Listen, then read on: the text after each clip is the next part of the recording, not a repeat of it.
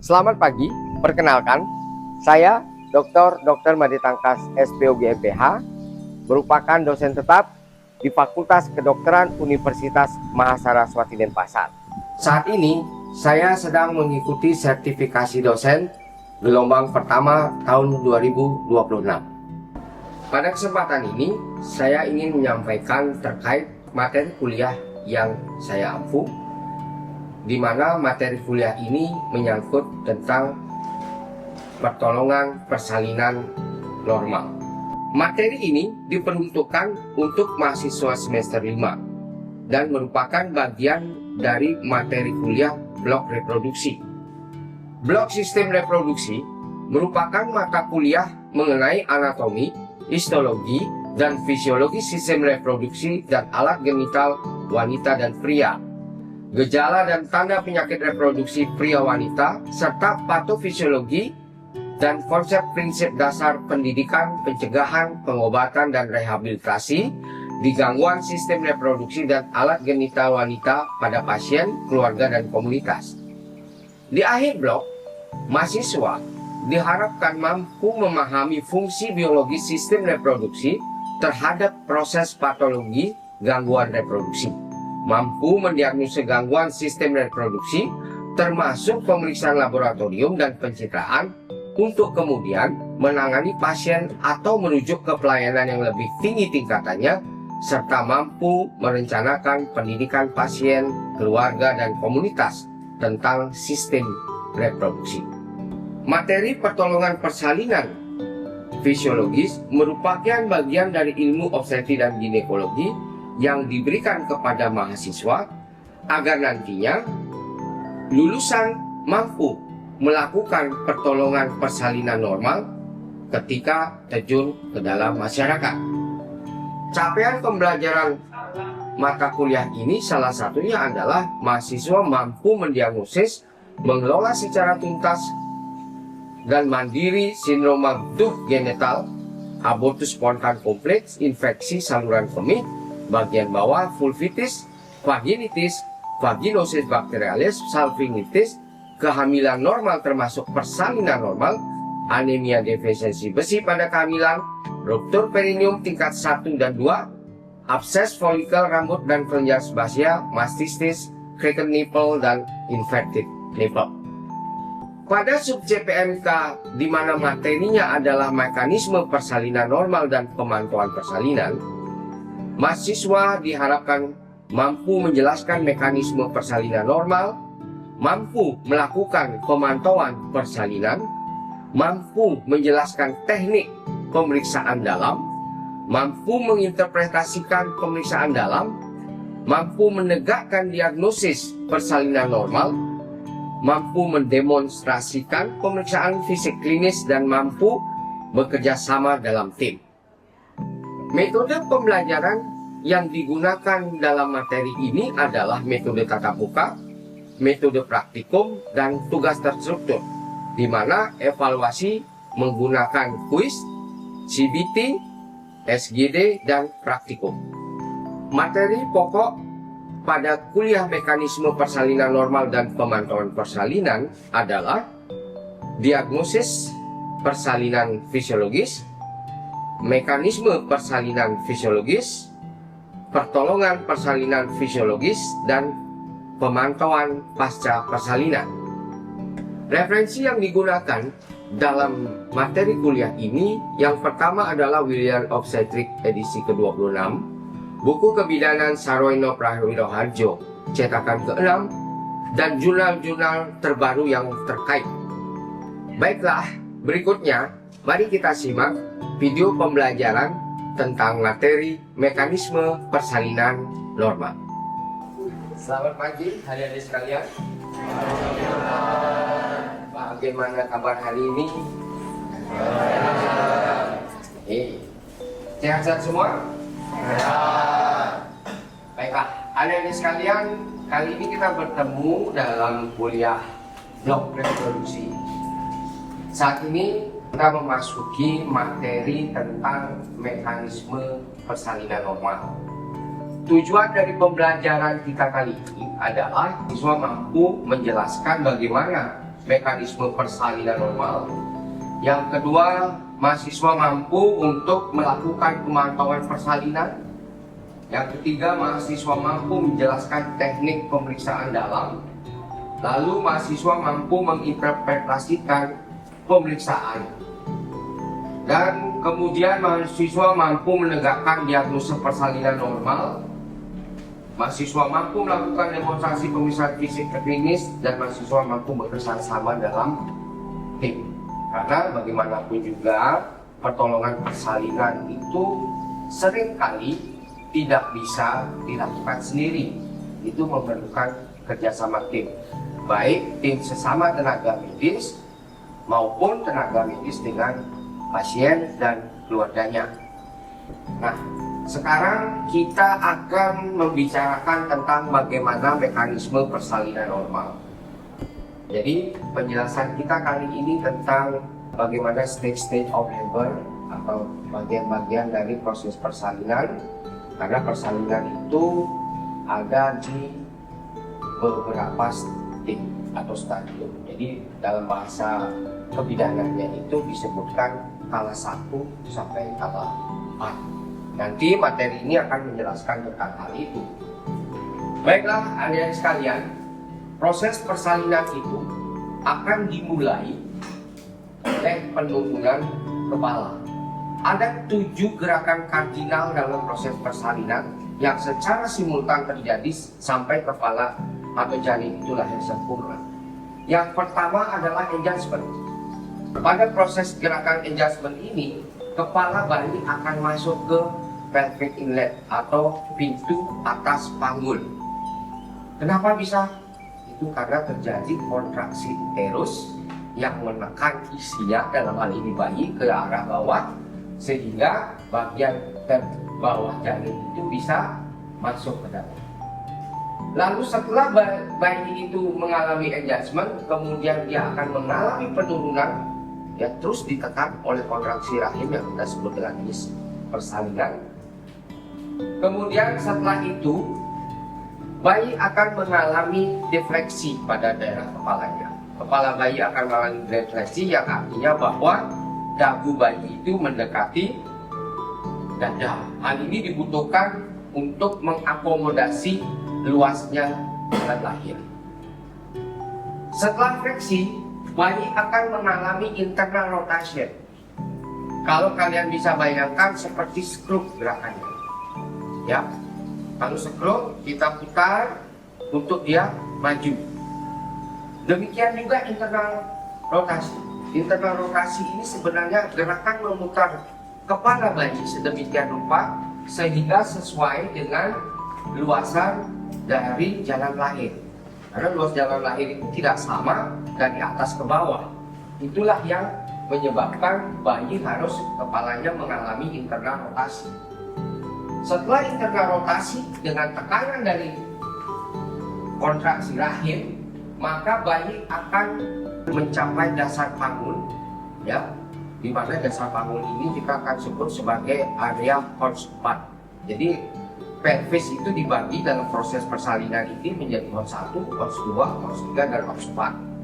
Ketika kepala bayi mencapai Hotspot, maka akan terjadi gerakan ekstensi. Ya, kalau tadi itu kepala bayi mengalami fleksi. Nah, sekarang ketika dia sudah mencapai di bawah, ya, di Hotspot, maka gerakan bayi akan berubah menjadi ekstensi. Jadi yang tadinya dagu bayi itu mendekati dada, dia sekarang akan mendongkrak. Hal inilah yang akan menyebabkan terjadinya persalinan kepala, ya. Setelah kepala lepas dari jalan lahir, jadi dia sudah keluar, kita sudah bisa melihat dia dari luar, ya. Kepala itu akan terjadi ekstensi begini. Jadi dagunya dia akan menjauh dari dada. Inilah yang membuat kepala itu lahir, ya. Kepala itu lahir dengan gerakan ekstensi. Nah, setelah gerakan ekstensi dan kepala itu lahir, maka kepala ini tidak akan lagi mendapat tekanan dari jalan lahir tadi yang di atas, ya. Ini menyebabkan kemudian gerakan yang otomatis menjadi gerakan eksternal rotasi. Ya, eksternal rotasi. Eksternal rotasi. Eksternal rotasi ini tujuannya membuat sumbu bayi itu kembali ke sumbu sebelumnya. Nah, pada saat terjadi internal rotasi, itu sumbu kepala bayi akan sedikit terputar sehingga sumbunya tidak lagi sejajar dengan punggung. Ya, kalau punggungnya dia di sini, ini anggap punggung. Ya, pada saat internal rotasi maka kepala bayinya cenderung dia akan tegak lurus dengan sumbu punggung. Nah, baru pada saat eksternal rotasi lah kepala bayi ini akan kembali ke sumbu semula sehingga sejajar dengan sumbu punggungnya. Gitu ya. Nah, setelah itu baru kita lakukan gerakan ekspulsi atau melahirkan bayi dengan sempurna. Gerakan yang dari 1 sampai 6 ini itu terjadi secara otonomi, artinya dia terjadi sendiri tanpa bantuan dari penolong persalinan. Baru di gerakan ke-7 di ekspulsi, penolong persalinan akan mengarahkan kelahiran dari bahu depan dan bahu belakang, kemudian badannya, ya, sedemikian rupa sehingga injuri yang terjadi akibat persalinan ini dapat dikontrol. Nah, setelah kepala bayi lahir, badan bayi lahir, seluruh tubuh bayi lahir, maka yang dilakukan oleh penolong persalinan adalah membersihkan jalan nafas bayi. Ya, jadi ketika kepala sudah keluar, dia melakukan putarbasi luar. Nah, saat itu adalah saat yang tepat untuk melakukan pembersihan jalan nafas. Yang mana yang dibersihkan dulu? Hidung apa mulut? Coba, siapa yang bisa? Hidung? Hidung. Oke, ada yang punya pendapat lain mulut misalnya? Ada yang berpikir mulut dulu atau hidung dulu? Ada hidung, ada mulut, dua-duanya bisa digunakan untuk bernapas. Mana yang duluan? Satu hidung. Ada apa? Mulut. Oke, ada yang tahu? Kalau yang hidung, apa alasannya? Jalur pernapasan utama hidung. Kalau di mulut? Supaya bayinya bisa menangis. Oke. Jadi yang benar yang harus dibersihkan pertama itu adalah mulut. Ya. Kenapa mulut? Karena satu, cairan ketuban itu terbanyak ada di mulut. Itu pertama. Ya, terbanyak di mulut. Yang kedua, bayi bernafas pertama kali dengan mulut. Ya. Jadi mulut dulu dibersihkan, baru hidung. Gerakannya satu gerakan, dari mulut langsung hidung, menggunakan kasa steril yang sudah disiapkan sebelumnya. Oke. Nah, jadi ketika sudah dibersihkan, kemudian terjadi pernafasan pertama, sisa air ketuban itu tidak akan masuk ke dalam paru-parunya ini. Saat itulah bayi menangis biasanya. Ya, ketika bayi menangis, maka paru-parunya akan terbuka. Karena air ketuban yang ada di dalamnya, di dalam paru-paru ketika di dalam kandungan itu sudah terperas ketika bayi mengalami proses dari internal rotation sampai dengan external rotation. Itu makanya kenapa jalan lahir itu luasnya berbeda-beda. Dia bisa menekan dada bayi itu supaya membuat air ketuban yang ada mengisi alveolinya itu bisa keluar. Ya. Jadi bulu-bulu ya, bulu-bulu baru hidung. Nah, setelah itu baru dilakukan pertolongan untuk membantu bahu janin ini keluar. Jadi dengan tekanan atau tarikan terukur, kita akan melakukan tarikan curam ke bawah, ya. Jadi curam ke bawah untuk melahirkan bahu depan bayi, lalu setelah itu curam ke atas untuk membantu persalinan dari bahu belakang. Ya, setelah keduanya lahir, baru kita melakukan gerakan yang disebut sangga susun. Jadi satu tangan menyangga tubuh bayi, satu tangan lagi akan menyusuri badan bayi dan menariknya keluar sehingga seluruh bayi itu akan lahir. Nah, semua ini, proses-proses ini kita akan praktikkan nanti pada praktikum pertolongan persalinan fisiologis. Ya, semua gerakan ini. Jadi dengan demikian adik-adik sekalian itu bisa atau mampu untuk melakukan pertolongan persalinan. Nah, setelah bayi mengalami ekspulsi keseluruhannya, maka persalinan ini masuk ke stadium 3 atau kala 3. Ya, kala 3 adalah kala dimulai ya, setelah bayi lahir sampai plasenta lahir. Nah, kapan kita akan memotong tali pusat? Jadi setelah bayi lahir dibersihkan jalan nafasnya, maka tugas kita sekarang adalah memotong tali pusat. Ya, tali pusat itu dipotong setelah dia berhenti berdiri. Jadi kita harus raba tali pusatnya, rasakan denyutannya, ya, sambil membersihkan bayi. Jadi nggak buru-buru lahir bayi langsung dipotong tali pusatnya, tidak. Lahir bayi kita bersihkan, kita hangatkan sambil meraba tali pusat. Setelah tali pusat berhenti berdenyut, maka kita akan lakukan proses pemotongan tali pusat. Ya, proses pemotongan tali pusat kita akan masuk ke stadium 3 atau kala 3 persalinan. Memotong tali pusat itu tidak sembarangan. Jadi klem, kita membutuhkan 2 klem. Klem pertama itu akan dipasang kira-kira 2-3 cm dari ujung tali pusat di bagian perut bayi. Ya, 2 atau 3 cm dari perut bayi. Kemudian klem kedua sekitar 2 cm. Nah, sebelum memasang klem yang kedua, kita akan mengurut tali pusat itu ke arah plasenta, ke arah ibu. Ya, mengurut ke sana supaya aliran darah yang tersisa ini bisa kembali ke sirkulasi ibu.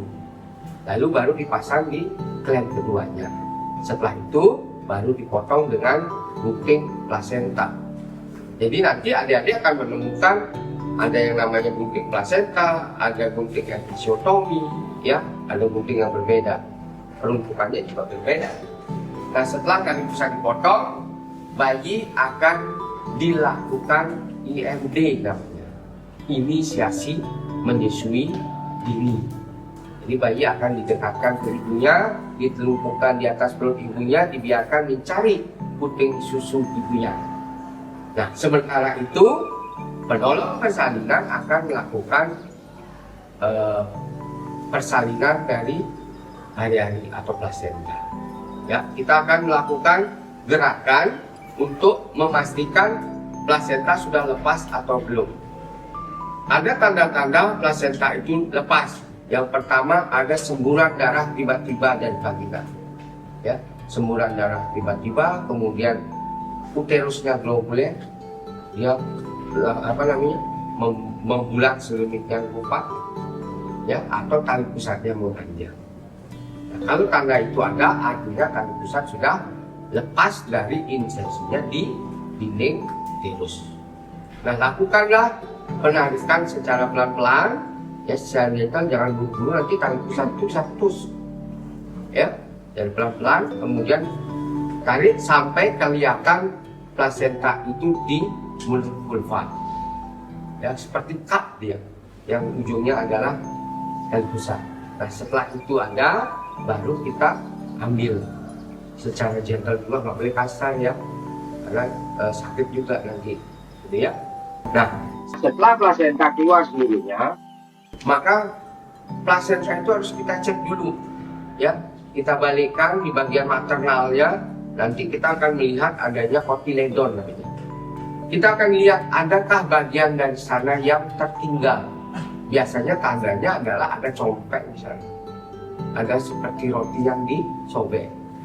Nah, kalau ada yang seperti itu, berarti ada bagian plasenta yang tertinggal di dalam uterus. Kita harus cari, bisa dengan manual plasenta atau nanti dengan bantuan alat yang lain.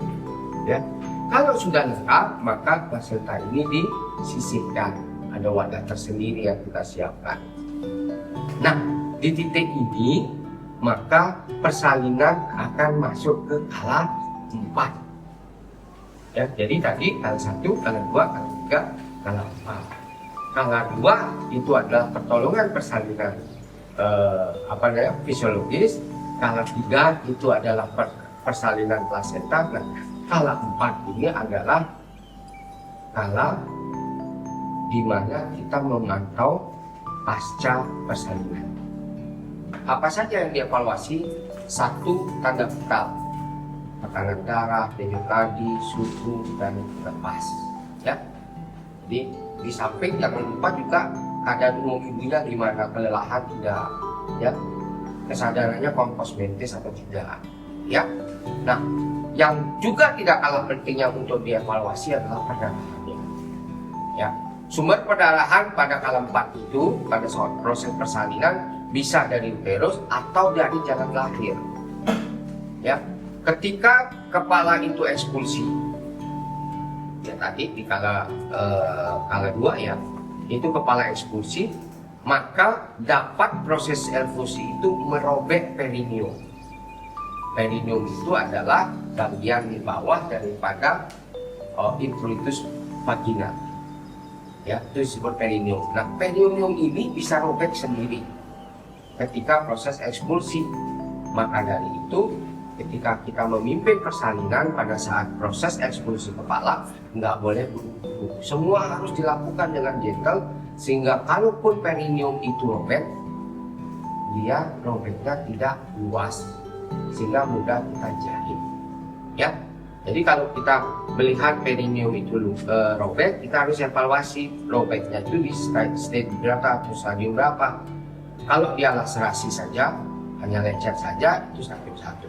Kalau robek tapi tidak mengenai sampai bagian otot dari sphincter ani, itu stadium 2. Kalau mengenai sphincter ani tapi tidak putus, itu stadium 3. Tapi kalau sampai sphincter aninya putus, itu stadium 4. Nah, kalau sudah sphincter aninya putus atau robek, itu kalian tidak boleh menjahit sendiri, itu harus dirujuk, karena kompetensi kalian hanya sampai di menjahit perineum yang luka di robekan stadium 2 saja. Yang dijahit dipastikan tidak ada perdarahan lagi. Setelah itu periksa kembali kontraksi uterus, ya. Setelah bayi dan plasenta lahir, uterus tingginya biasanya hanya sampai 3 jari di bawah pusat dengan kontraksi yang kuat, ya. Nah, itu yang normal. Jadi setelah itu kala 4 selesai, kemudian ibu dibersihkan, diganti pakaiannya, dan kemudian kembali diobservasi dalam 2 jam. Kalau tidak ada masalah baru dipindahkan. Oke. Nah, ada hal-hal penting yang harus kalian ingat. Ada yang namanya kala 3 fase aktif. Apa itu kala 3 fase aktif? Kala 3 fase aktif ini adalah tindakan untuk mencegah terjadinya hemoragik postpartum atau perdarahan pasca persalinan, ya. Apa yang dilakukan? Yang dilakukan adalah menyuntikkan oksitosin setelah kepala bayi lahir, ya. Setelah kepala bayi lahir, maka kita akan menyuntikkan oksitosin. Setelah ekspulsi kepala bayi lahir, begitu kepala bayi lahir, maka partner kita yang menolong persalinan itu akan menyuntikkan oksitosin di bagian lateral paha, oleh kanan dan kiri, ya. Itu dilakukan. Ini bertujuan untuk mengontrol perdarahan saat kala 3 dan juga membantu pelepasan dari plasenta. Itu hal yang tidak boleh dilupakan, ya. Jadi begitu kepala lahir, bersihkan yang menolong langsung di bayi itu, membersihkan jalan nafas.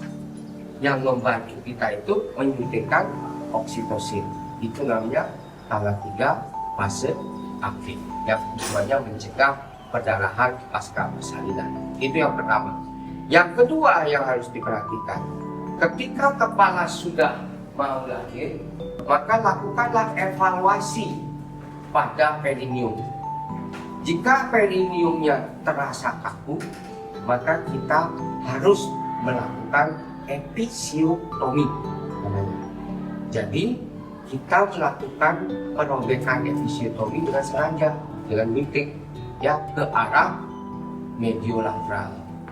Ya, jadi ke arah menyujuk ya, bukan lidah ke bawah tapi mediolateral.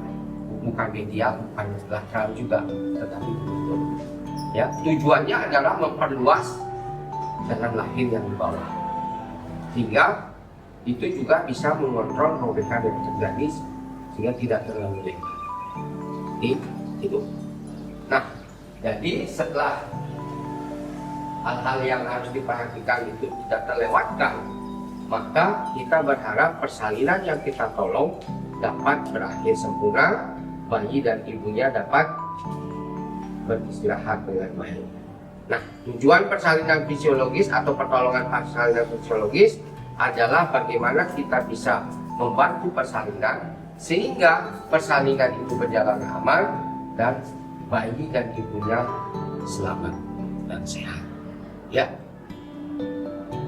Oke, ada pertanyaan? Silakan. Ya, silakan.